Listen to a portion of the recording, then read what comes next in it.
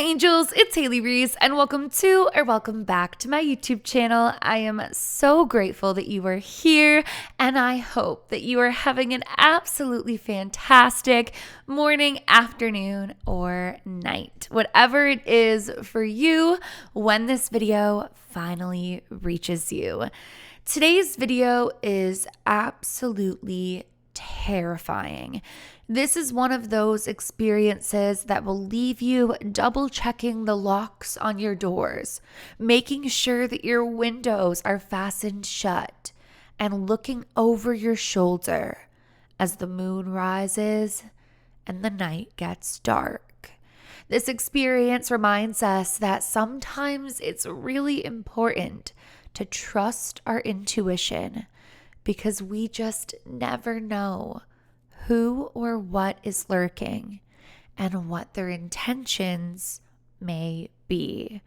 Today we are diving into a terrifying Halloween horror story. And again, this one is what nightmares are made of.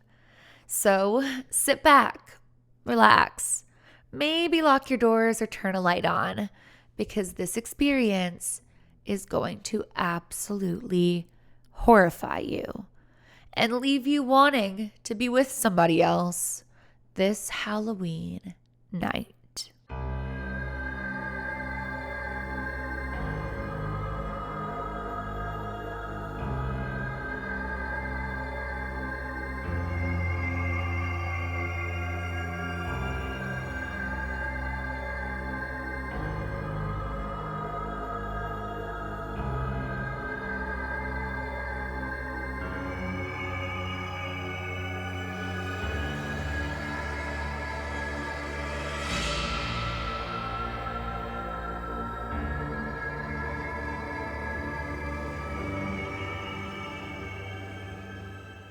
This story begins with a teenager named Clara. Now, this particular Halloween, Clara was on babysitting duty. Rather than going out with her friends or going to any Halloween party, she had decided that she was going to babysit her mom's best friend's 4-year-old son. Both Clara's mom and Clara's best friend were recently divorced and had asked her if on Halloween night she'd watch the little guy since she didn't want to go out anyways and she could catch up on her studying while they went out and had a mom's night out Halloween edition. And this made complete and total sense for Clara. Now the plan was that they were going to take the little guy out trick-or-treating earlier in the evening. Granted, he was around 4 years old, so he went before it got too late. And around 8 p.m., Clara and her mom were going to arrive at the house. They would then all eat pizza together. Clara and the little guy would watch some Halloween movie while they made cookies. And then Clara would put the little guy to sleep and study until her mom got back. All of it seemed like it was going to be a perfect, wholesome Halloween night. But that couldn't be further from the truth. Halloween rolls around and her mom gets all ready and the two of them head over to her best friend's house. Now, Clara described the house as a modern house in a cozy, modern neighborhood. The home wasn't anything massive, but it also wasn't small, and it certainly didn't give any sort of haunted house vibes, if that's what people were thinking. So as they got there, they started eating the pizza, and the moms were giddy, almost as if they were two teenage girls. Clara just remembers the night starting out so well. As it came time for the moms to head out and Clara to stay back with the little guy, who, by the way, is unnamed. That's why I've yet to say his name. But as this progressed, nothing out of the ordinary was shared with Clara. Basically, she explained that there was cookies in the fridge to be made, that there were some Halloween movies, she left them the Netflix login, and a couple of emergency numbers. But nothing much, considering that Clara could just call her mom from her cell phone if anything went wrong. So the moms head out, and the night goes according to plan. Clara and the little guy make some Halloween cookies as some trick-or-treaters come to the door, and Clara hands out the last of the candy. And at around 10 p.m., Clara says that she put the little guy finally to sleep and the trick-or-treating slowed down. Clara said that it was around this time that she headed downstairs and decided to get a head start on her studying. So she headed down into the family living room, lit the fireplace, turned the TV on low, and started studying.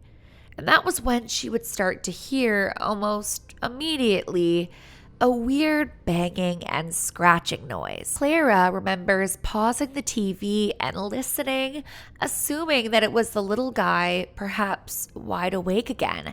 It wasn't the quietest night outside after all. But every time she would pause the TV, that banging or that scratching or that stomping would silence. It was almost eerily silent. So Clara turns the TV back on and begins to think that maybe she's just getting in her own head. She hadn't babysat in a while. It wasn't really something that she did often. So she felt like she was a little more on edge than the average person, worrying that maybe he was awake or maybe he needed her or something of those sorts. But as she continues studying, she keeps hearing knock, knock, knock from inside the house. Clara gets up and begins walking towards where she hears the sound, worried about where the little guy is. And that's when the family landline rings. Clara picks it up and almost hangs up when she doesn't hear a voice. That was until she hears, "Don't you hear me knocking?" In a weird little voice like that, in an animated voice. Clara begins to ask, "Who is this?" To which they reply, "I'm watching you," and hang up the phone. Clara's obviously freaked out by this and begins looking all around, but nothing is amiss. The house is locked, there's kids outside just having fun, and everything seems okay. So slowly, Clara creeps up the stairs and looks into the little boy's room and sees that he's still sleeping and decides to go back to studying. Clara returns to studying when around 20 minutes later, she once again hears knock, knock, knock. And right as she pauses the TV, she hears the phone ring again. Clara gets up, answers the phone, and again is met with silence. But slowly she hears a little giggle and a voice come through the line saying, "Want to play a Halloween game?" Clara hangs up the phone and texts her mom saying that someone weird keeps calling the house and that she's really freaked out. So her mom replies and says that her friend says, "Don't answer the phone anymore. We'll call you on your cell phone if we need anything. Nobody else needs you. Leave the phone alone." And so the phone would ring around 2 to 3 more times, but Clara just would not answer it. By now, it's around midnight and everything's kind of settled down for the night. And that's when Clara hears once again this weird knocking and stomping. She gets up and begins to walk towards the sounds again. And slowly she hears a little whimper. She turns around the corner and is met with a child. She jumps back immediately and realizes it's the little guy she's meant to be watching. Now she starts ushering him back up to bed and asks him what's going on, why he's out of bed. And he tells her that he had a bad dream. Now she tells him that he freaked her out and that he's got to stop knocking and making these noises. He looks at her and tells her, "Oh, that's not me. That's probably Uncle Smiley." Now, obviously, Clara has no clue what he's talking about and looks at him and says, "Uncle Smiley, who's that?" He says, "Oh, he lives in the basement. Don't you know?"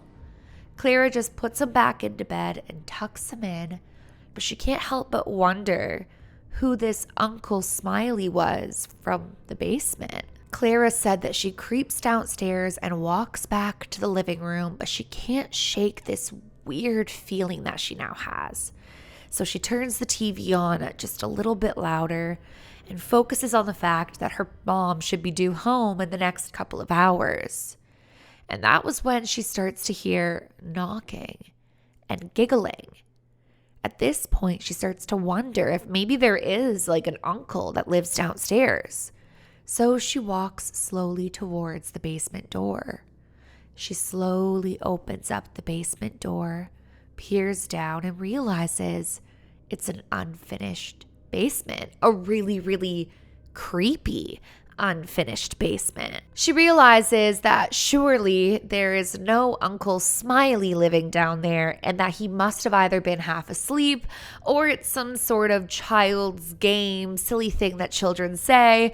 So she completely disregards it and heads on back to the living room again. And that was when she would once again hear the knocking and the footsteps.